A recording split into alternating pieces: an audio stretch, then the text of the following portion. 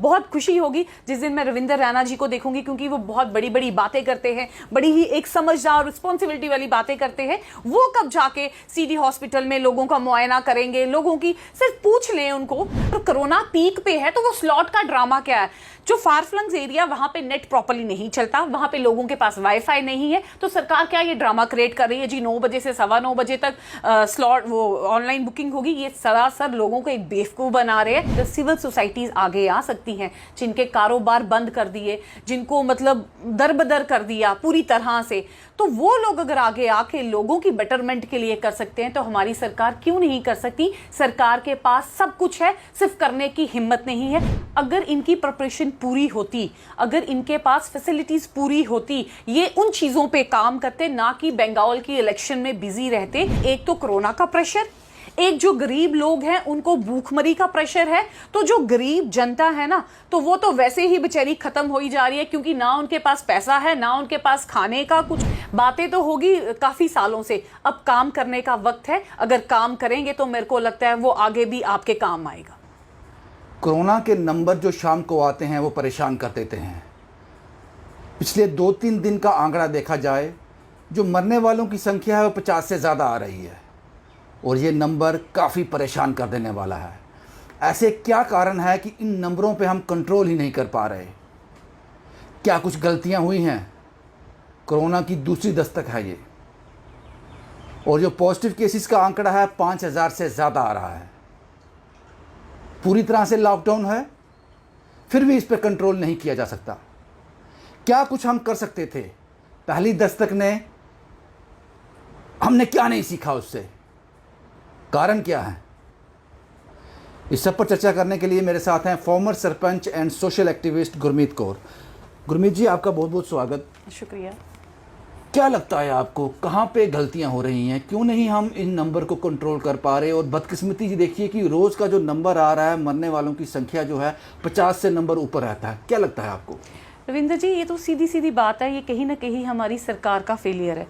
जैसे कि हम सब जानते हैं कि एक्सपर्ट्स ने 4-5 महीने पहले ही बोल दिया था कि सेकेंड वेव आ रही है, तो कहाँ पे हमारी सरकार सोई हुई थी? कहाँ पे एडमिनिस्ट्रेशन था?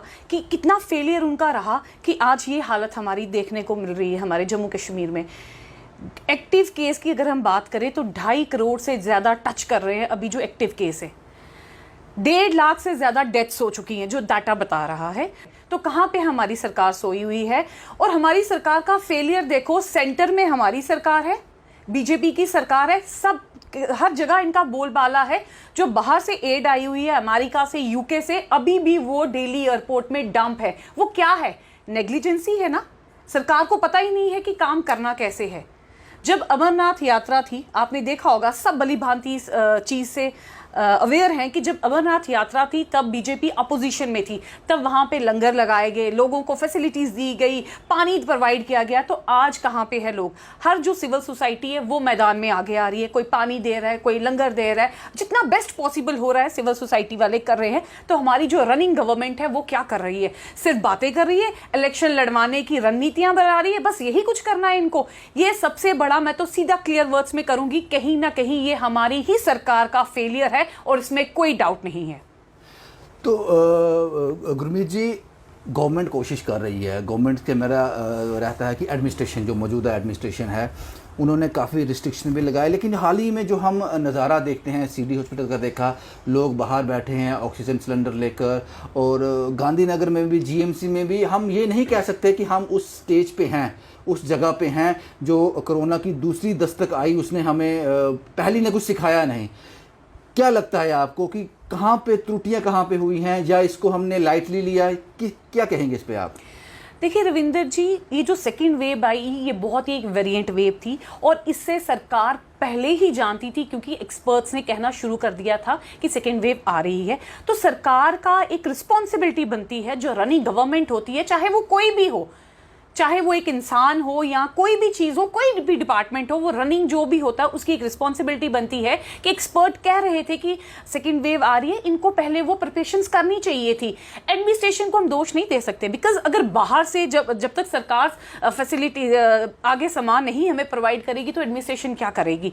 और कहीं ना कहीं आप देखिए, सिर्फ जो हम प्रैक्टिकल बातें करते हैं ना, वो एक अलग चीज़ है। जिन घरों के मेंबर्स जा रहे हैं, अब जैसे आपने कहा सीधी हॉस्पिटल की आपने हालत देखी, एक कोरोना, दूसरा गंदगी, रात को वहां पे मच्छर, कितनी और बीमारियां साथ में वहां पे जुड़ रही हैं। सिर्फ कोरोना नहीं, वहां पे जो लोग बैठे हुए हैं। और कहीं ना कहीं ये सरकार का फेलियर, बहुत बड़ा फेलियर है, बहुत बड़ा। आपको लगता है कि जिस तरह से आप गवर्नमेंट कह रही है कि थर्ड वेव जो आएगी वो और भी ज़्यादा डेंजरस रहेगी, आपको लगता है कि जो हॉस्पिटल काम कर रहे हैं वो तो कर ही रहे हैं, जो इनके पास और बिल्डिंग्स हैं जो बन के तैयार हैं, करोड़ों रुपए लगाकर वो ऐसे खाली पड़ी हैं, आपको लगता है कि समय आ गया है अभी भी जाग जाए, उनको यूटिलाइज किया जाए, उन पर बेड किए जाएं, उसको किसी तरह काम में लाया जाए? रविंदर जी, वो समय पहले ही आ चुका है, अभी नहीं, अभी तक वो चीजें रेडी होनी चाहिए थी। जो जेडीए की पार्किंग इन्होंने वहां पे बनाई वो खाली है, उसका क्या मकसद है? अगर अभी उन चीजों की लोगों को जरूरत नहीं पड़ी जहां पे अमरनाथ यात्री स्टे करते हैं, वहां पे क्यों नहीं करे? गाड़ीगढ़ में एक बिल्डिंग बनी है, वहां पे क्या कर रहे हैं? ये इन चीजों पे फोकस देना चाहिए था। अब एक बहुत ही, मैं कहती हूँ, शर्मनाक बात है, जो वैक्सीन का इन्होंने नया एक ड्रामा क्रिएट किया, स्लॉट बुक करवाओ। वो क्या ड्रामा है? एक तो आप कह रहे हैं कि कोरोना इस टाइम पीक पे है, अगर कोरोना पीक पे है तो वो स्लॉट का ड्रामा क्या है? जो फार फ्लंग्स एरिया, वहां पे नेट प्रॉपर्ली नहीं चलता, वहां पे लोगों के पास वाईफाई नहीं है, तो सरकार क्या ये ड्रामा क्रिएट कर रही है जी 9 बजे से 9:15 बजे तक स्लॉट वो ऑनलाइन बुकिंग होगी? ये सरासर लोगों को एक बेवकूफ बना रहे हैं। हम किसी के खिलाफ नहीं है, हम जो आइडियोलॉजी चल रही है, जो एक तरीका चल रहा है, हम उसके खिलाफ है। रोज यहाँ पे जम्मू में जो डेथ रेट है वो डे बाय डे इंक्रीज हो रहा है। तो सरकार कहाँ पे सोई हुई है? जो हॉस्पिटल जाता है ना, वो मेरे को नहीं लगता सही सलामत वापस आता है। तो गुरमीत जी, क्या लगता है, क्योंकि कुछ रिपोर्ट्स हमारे पास ऐसी भी आती हैं कि ऑक्सीजन की बड़ी दिक्कत है। एक तरफ से गवर्नमेंट कहती है कि हमारे पास पर्याप्त मात्रा में ऑक्सीजन है, लेकिन जो हमने पीछे कुछ दिनों पहले देखा बत्रा हॉस्पिटल में, जो लोगों के परिवार ने कहा, और जीएमसी में हम अक्सर देखते हैं, बाकी हॉस्पिटल्स में ये सुनने को मिलता है जनाब कि ऑक्सीजन की कमी है, आप अपना सिलेंडर ले आओ। मैंने कुछ देर पहले भी रिपोर्ट की थी, पेशेंट से कहा गया कि हमारे पास ऑक्सीजन तो है लेकिन उसका प्रेशर नहीं है, आप अपना सिलेंडर ले आओ। तो क्या लगता है आपको कि ये सब किस तरह से आप देखती हैं इसको? ये फेलियर ही है ना। अगर इनकी प्रिपरेशन पूरी होती, अगर इनके पास फैसिलिटीज पूरी होती, ये उन चीजों पे काम करते, ना कि बंगाल की इलेक्शन में बिजी रहते। इनको पता था, एक्सपर्ट्स ने कह दिया, मैंने पहले भी आपको बोला, जैसे एक्सपर्ट्स अभी बता रहे हैं कि थर्ड वेव भी आने वाली है, वैसे ही एक्सपर्ट्स ने बता दिया था कि सेकेंड वेव आनी चाहिए। इनको इलेक्शन पे फोकस नहीं करना चाहिए था, इनको ये फोकस करना चाहिए था कि जनता को कैसे बचाना है, लोगों के घरों को कैसे सेव करना है। तो कहीं ना कहीं ये सरकार की नाकामियां हैं।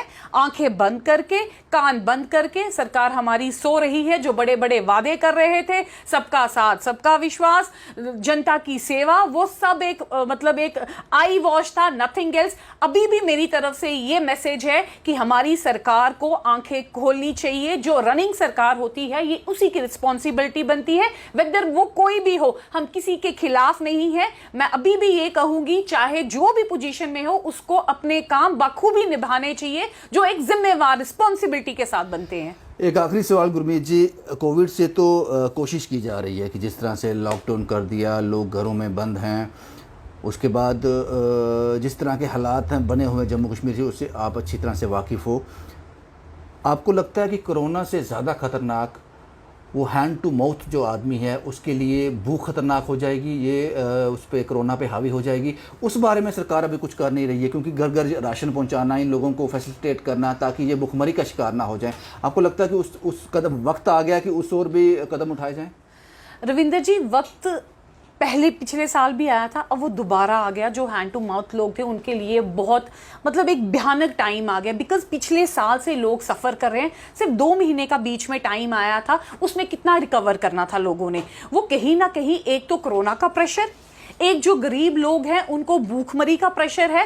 तो जो गरीब जनता है ना, तो वो तो वैसे ही बेचारी खत्म हो ही जा रही है, क्योंकि ना उनके पास पैसा है, ना उनके पास खाने का कुछ है। वो तो उतना प्रेशर हो जाता है दिमाग में, तो समझ ही नहीं आता कि हमें करना क्या है। तो ये सरकार की जिम्मेवारी है। इनके पास पैसा है, इनके पास पार है, इनके पास सब कुछ है, सिर्फ करने की हिम्मत नहीं है। और मेरी तरफ से ये मैसेज है सरकार को कि कान खोलिए। गरीब जनता को, जिस जनता ने आपको इस मुकाम आवाम तक पहुंचाया, उनको बचा लीजिए, क्योंकि जनता है तो आप हैं। ये आंखें बंद जो की हुई हैं, कान बंद किए हुए हैं, प्लीज उनको खोल लीजिए। और मेरी तरफ से एक सोसाइटी को भी मैं मैसेज देना चाहती हूं, प्लीज आप अपने घरों में रहिए, क्योंकि अगर आप सरकार पे जाएंगे या अगर मेडिकल फैसिलिटी पे जाएंगे तो आप बचेंगे नहीं। अगर आप घरों में रहेंगे, अपने आप को भी बचाओ, अपनी फैमिलीज को भी बचाओ और अपने रिश्तेदारों को भी बचाओ। गुरमीत जी, क्या लगता है आपको कि सबसे ज़्यादा सरकार को करना क्या चाहिए? क्योंकि कोविड के लिए तो वो कर रहे हैं, जितना उनसे हो रहा है वो कर रहे हैं, और क्या कदम ऐसे हैं जो अभी बहुत ज़रूरी हैं वो उठाने चाहिए, जिस पर अभी तक सरकार का ध्यान नहीं गया है? रविंद्र जी, सबसे द मोस्ट इंपॉर्टेंट मेरे को लगता है कि अब जो सरकार है, इनके पास सब कुछ है, पावर है, कैश है, बस सब कुछ है। ये जहाँ पे जैसे हॉस्पिटल्स हैं, सीडी हॉस्पिटल है, जीएमसी में जो दूर दराज के लोग आए हैं वहाँ की लंगर की सेवा प्रोवाइड करें, पानी वहाँ पे अरेंज करें। अगर सिविल सोसाइटीज़ आगे आ सकती हैं, जिनके कारोबार बंद कर दिए, जिनको मतलब दरबदर कर दिया पूरी तरह से, तो वो लोग अगर आगे आके लोगों की बेटरमेंट के लिए कर सकते हैं तो हमारी सरकार क्यों नहीं कर सकती? सरकार के पास सब कुछ है, सिर्फ करने की हिम्मत नहीं है। और मेरी तरफ से यही मैसेज रहेगा सरकार को, अगर आप कुछ भी नहीं कर सकते तो लोगों के लिए खाना दे दो, 2 वक्त की रोटी गरीब को दे दो, कि अगर वो कोरोना की मार से मर रहा है पर वो भूखमरी से ना मरे।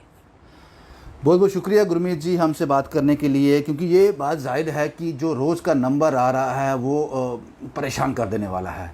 कुछ कोताहियाँ ज़रूर हैं, कुछ कमियाँ ज़रूर हैं, क्योंकि ये दूसरी दस्तक है। शायद हमने पहली दस्तक से कुछ उस हद तक सीखा नहीं, वो तैयारियां हमारी मुकम्मल नहीं थी। और जो आप अनाउंस कर रहे हो, जो आप कर रहे हो कि थर्ड वेव जो होगी वो इससे भी ज़्यादा भयानक हो सकती है, तो मुझे लगता है कि उसके लिए आपको तैयारी शुरू कर देनी चाहिए। ऐसा ना हो आप थर्ड वेव को इससे भी ज़्यादा ख़तरनाक बता रहे हो तो ये नंबर जो है बहुत ज़्यादा बढ़ जाए। शुभम कुमार के साथ Ravindra Singh, the state sentinel के लिए।